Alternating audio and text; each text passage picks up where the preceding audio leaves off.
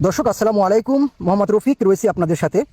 প্রিয় দর্শক, একজন সংবাদকর্মী সে নির্ভীক সংবাদ সংগ্রহের কাজে সে মাঠে থাকবে এবং সমাজে ঘটে যাওয়া অন্যায়, অনিয়ম, অত্যাচার, জুলুম এগুলোর চিত্র সে তুলে ধরবে এবং এগুলো সে সন্ধান করবে কোন এলাকায় কোন জায়গায় এই অপকর্ম ঘটে।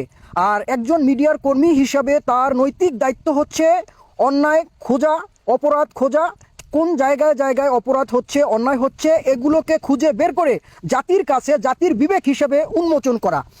এই জায়গায় এই ঘটনা ঘটছে প্রিয় দর্শক।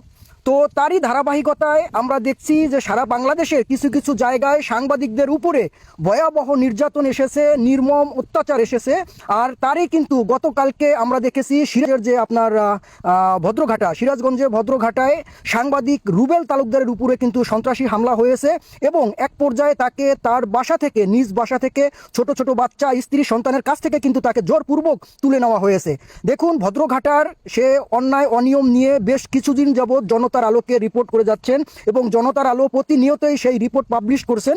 সেই কারণেই আপনার একটি দল যার নাম এসেছে যুব দলের যে নেতা মুন্না রয়েছেন এবং স্বেচ্ছাসেবক দলের নেতা রয়েছেন, তারা কিন্তু প্রকাশ্যে তাকে কিন্তু বাসা থেকে ধরে নিয়ে যায় এবং তাৎক্ষণিক যে জনতার আলোর সম্পাদক রয়েছেন ডক্টর প্রান্ত রহমান পারভেজ, তিনি কিন্তু আপনার তাৎক্ষণিকভাবে প্রশাসনের সহযোগিতায়, আপনার আইন শৃঙ্খলা বাহিনীর সহযোগিতায় তাকে সন্ত্রাসীদের হাত থেকে উদ্ধার করে এবং এই ব্যাপার নিয়ে ইনশাল্লাহ আগামীতে যারা যারা তাকে অপহরণ করেছেন, জোরপূর্বক ফিল্মি স্টাইলে তাকে বাসা থেকে ধরে নিয়ে গেছেন, তাদের দৃষ্টান্তমূলক শাস্তির দাবি জানাচ্ছি এবং ইনশাল্লাহ তারা অতি দ্রুতই আইনের আওতায় আসতে বাধ্য হবেন। সুতরাং আমি বলতে চাই, জনতার আলোর পক্ষ থেকে সাংবাদিক হচ্ছে বহু বচন এবং এর মাঝেও আলহামদুলিল্লাহ কিছু কিছু মিডিয়ার কর্মী রয়েছে যারা সংবাদ সংগ্রহের কাজে নিজের জীবন দিতেও প্রস্তুত রয়েছে এবং তারা জানে যে সত্যর জন্য, সত্য উন্মোচনের জন্য যদি আপনাকে জীবন দিতে হয়, সেই জীবন আলহামদুলিল্লাহ ভালো পথে যাবে, কারণ এর চাইতে ভালো মৃত্যু আর হতে পারে না। অন্যায়ের বিরুদ্ধে প্রতিবাদ করতে গেলে যদি তার মৃত্যু হয়, আলহামদুলিল্লাহ এটা খুব ভালো মৃত্যু।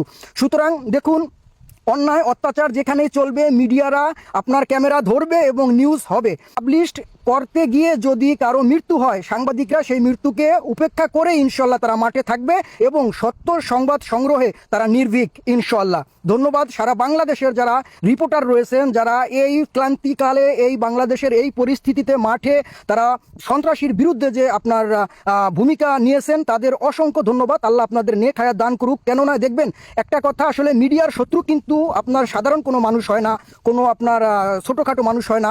আর যে মিডিয়ার শত্রু তারাই হয় যারা সমাজে বড় বড় অকারেন্স, অনিয়ম, অন্যায়, জুলুম করে, তারাই কিন্তু এই সকল মিডিয়ার শত্রু হয়ে দাঁড়ায়।